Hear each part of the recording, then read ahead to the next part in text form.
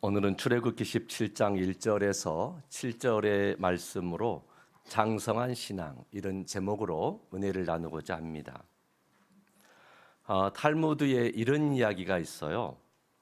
하나님께서는 부자의 인색함과 가난한 자의 불평을 살피신다, 그런 말이 있죠.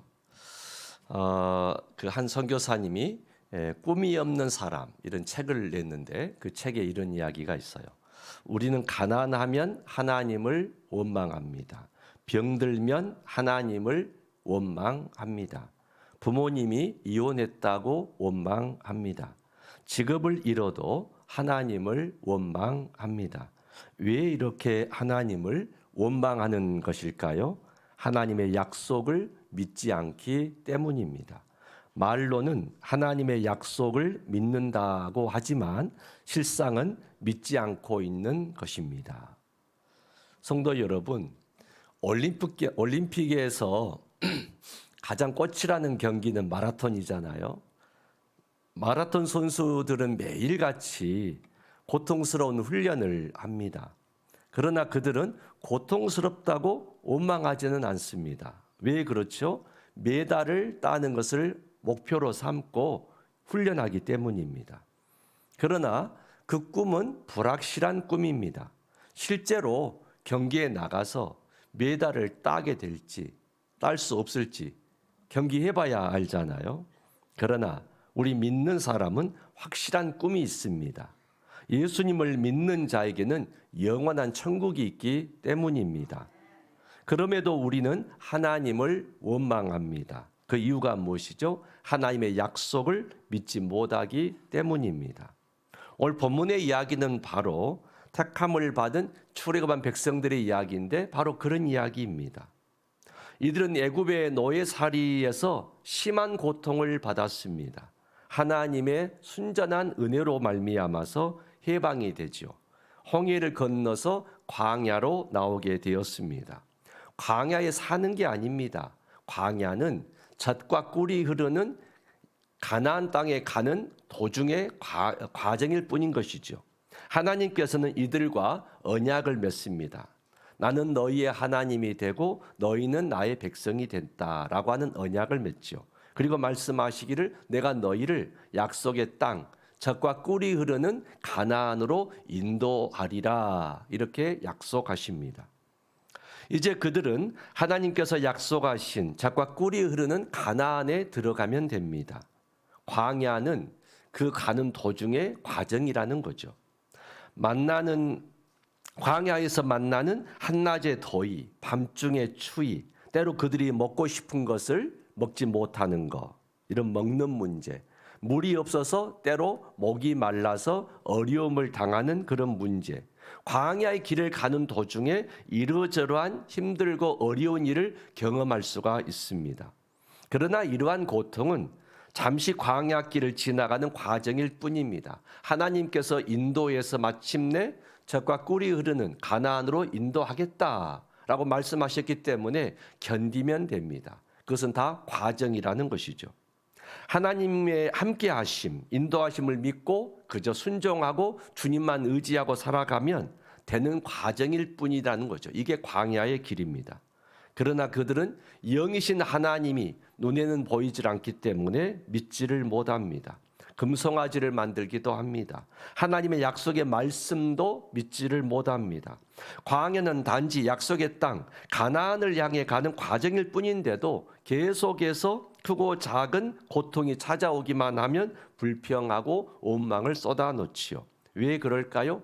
여전히 몸은 자유한 사람으로 광야에 나오게 되었지만, 노예살이에서 해방되었지만 그들의 영은, 그들의 정신 상태는 여전히 노예살이 정신에서 벗어나지 못했다는 거죠. 출애굽기 전체를 읽어보면 이스라엘 백성을 이끄는 모세의 심정이 마치 철없는 어린아이를 보고 있는 그런 부모의 마음을 짐작해 합니다. 출애굽을 하고 홍해를 건너 광야로 나온 이스라엘 백성들은 애굽의 종살이에서 해방되어 자유인이 되었지요. 그러나 몸은 출애굽했지만 여전히 마음은 애굽의 노예 정신, 노예 의식 수준에 머물러 있다는 것입니다. 광야에서 조금만 힘들면 마실 물이 없다고 떼를 쓰고 불평하고 원망을 쏟아놓습니다. 하나님께 대듭니다. 왜 출애굽기 서두에서 모세가 하나님의 부르심에 사양했을까요? 모세의 마음을 돌아보면 이런 짐작을 하게 만듭니다. 첫째는 자신의 능력이 부족하기 때문이죠. 자신이 생각해 볼 때 장정만 60만 명, 그러니까 부녀자를 합치면 200만 명 되는 이 많은 백성들을 내가 어떻게 이끌 수가 있겠느냐, 광야를 내가 어떻게 이들을 이끌 수 있겠느냐, 자신의 부족함 때문에 그는 사양했습니다. 두 번째 이유는 애굽의 바로의 힘이 두려웠기 때문입니다. 그는 애굽의 왕자 시절에 경험을 했습니다. 당시에 세계 최강의 애굽의 군대의 힘을 알고 있었습니다. 바로의 권세를 알고 있었습니다. 그는 그 앞에 너무나 보잘것없고 힘없는 존재인 것을 알기 때문에 두려웠던 거죠. 세 번째는 430년 동안 애굽에 머물면서 요셉의 공로를 알지 못하는 힉소스 왕조가 등장을 하고 오랜 세월 동안 동족들이 노예살이를 하면서 그들의 영적인 상태가 그리고 정신이 너무나 피폐해 있다는 것을 알기 때문이었습니다. 하나님도 제대로 알지 못했고 하나님의 약속도 신뢰할 줄을 모르고 그저 참으로 그때그때 자신에게 주어진 혜택만 누리면 되는 그런 노예살이에 몸이 너무나 젖어 있기 때문이었습니다. 이들에게 하나님을 가르치는, 섬기는 신학의 기초는 전혀 되어 있지도 않았다는 거죠. 이러한 이유가 모세가 그토록 부름받았을 때 사양하게 하는 그런 일이 아니었을까 짐작해 봅니다. 그러나 하나님께서는 모세마저도 그에게 요구하시는 게 이런 거였습니다. 모세야, 너는 믿고 순종하기만 하면 된다. 이것이 하나님의 요구였습니다. 믿고 순종하기만 하면 된다. 그럼 내가 이끌어낼 것이다. 오늘 본문과 같은 물이 없다고 불평하고 원망을 쏟아놓습니다. 심지어 모세마저 죽이려고 덤비는 그런 위기의 순간입니다. 이런 사태를 예견하고 모세는 하나님 앞에 발을 빼려고 한 거지요. 무엇인가 손에 잡힌 것이 없으면 참지 못하는 칭얼거리는 어린아이의 모습과 이 백성이 다를 바가 없어 보입니다. 출애굽기를 지나서 민수기의 말씀을 보면 하나님의 함께 하심과 하나님의 약속의 말씀을 믿는 자들, 여호수아와 갈렙 같은 이들은 출애굽 2세대를 이끌고 가나안에 들어갈 수 있었습니다. 그러나 믿지 못하는 자들, 순종하지 못하고 하나님의 약속을 믿지 못하는 사람들은 광야에서 1세대가 다 세상을 떠나지 않습니까? 성도 여러분, 선천적으로 몸과 지능이 자라지 않는 다운증후군이라는 병이 있지요. 언제까지나 어린아이에 머무는 이 병이 교회에도 만연되어 있는 것은 아닌가? 이런 심각한 고민에 빠진 목사님이 있었습니다. 교회는 성장해 가는 것이 아니라 비대해져만 가는 것은 아닌가? 이런 고민에 빠진 거죠. 하나님께 기도하는 가운데 그런 책망하는 그런 음성을 자꾸 기도할 때마다 자신에게 들려졌다는 것입니다. 교회를 진단해 보니까 크게 두 가지 증상이 있었습니다. 교회는 뭔가 재정이 늘어나고 성도 수는 증가하는데 비대해져만 가고 전혀 건강하지 못한 모습으로 성장하지 않는 교회. 두 가지의 증세. 첫째는 이런 거였습니다. 주는 것보다 받는 것만을 좋아하는 모습이라는 거죠. 기도의 내용도 감사와 찬양보다는 그저 달라고만 하나님 앞에 조르는 기도만 계속하고 산다는 거죠.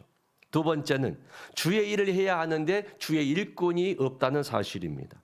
교인 수는 늘어가고 뭔가 재정도 쌓여가고 뭔가 교회는 커져가는 것 같은데도 불구하고 여전히 교인들은 받는 기도에만 열중하고 주의 일은 섬기려 하지 않습니다.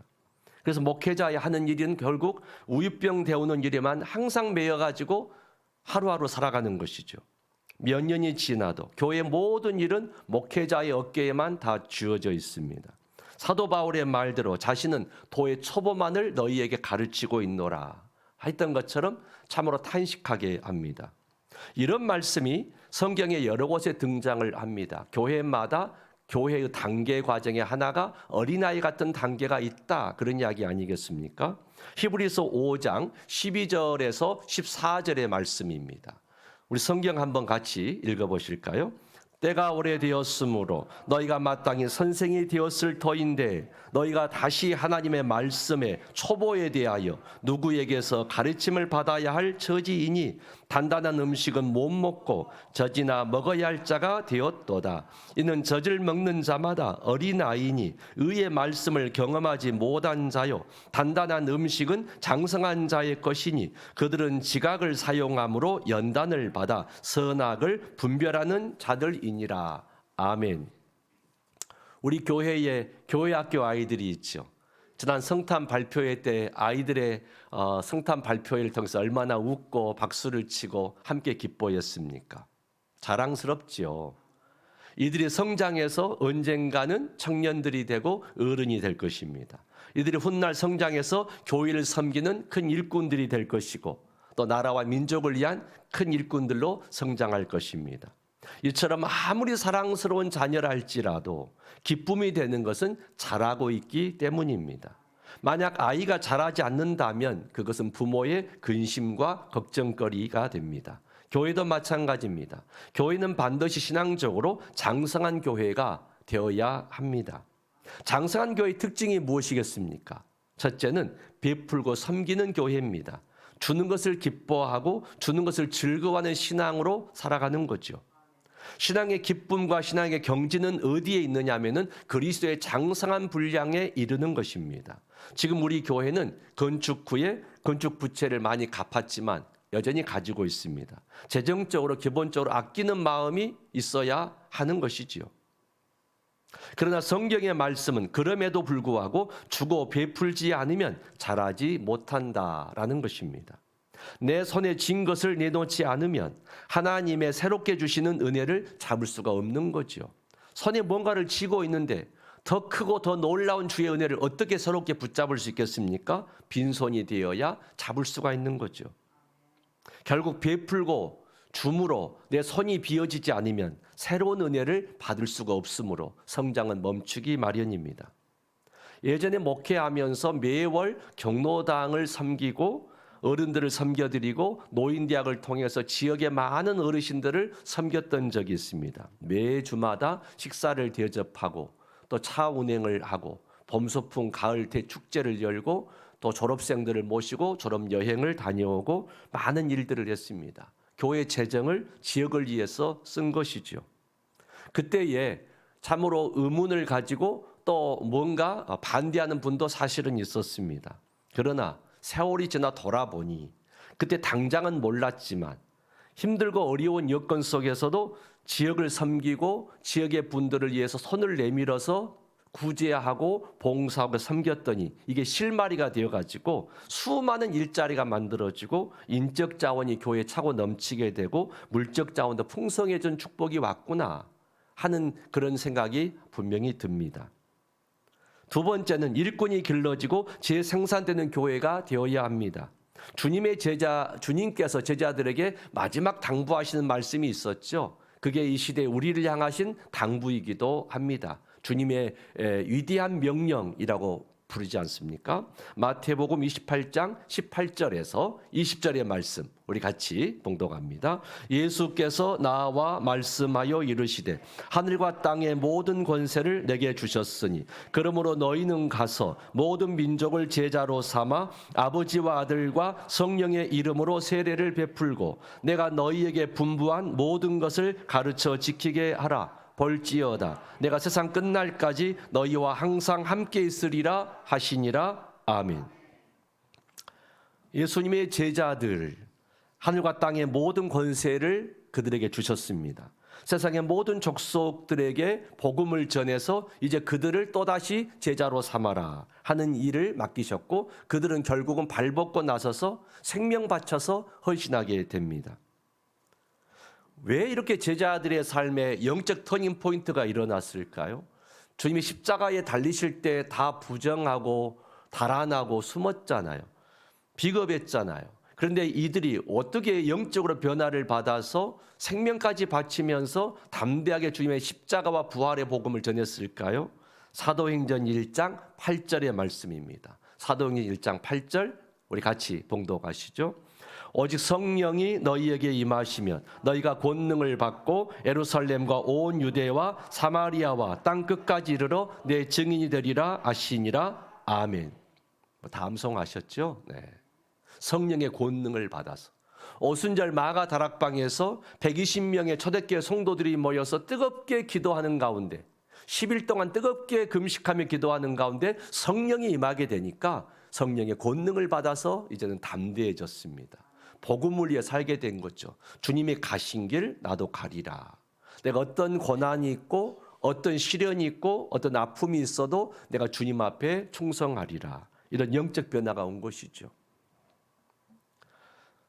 성령 충만을 받으면 더 이상 자라지 못한 어린아이 상태에 머무르지 않습니다. 새해 신년 첫 주일을 맞아서 여러분 모두의 심령 속에 주의 성령이 충만하게 임하시기를 주의 이름으로 축원합니다. 성령 충만이 오니까요, 신앙적으로 어른이 됩니다. 스승이 됩니다. 부모가 되는 것이죠. 어린아이 같은 신앙에서 성장해서 장성한 주의 제자가 됩니다. 마침내 어른스럽게 영적 어린아이 같은 성도들을 살피고 섬기게 됩니다. 나아가서 힘들고 어려워도 이들을 양육하고 또 주의 제자로 세우는 삶을 살게 됩니다. 하나님께서 우리에게 원하시는 것, 교회를 향한 관심은 바로 성장하는 것입니다.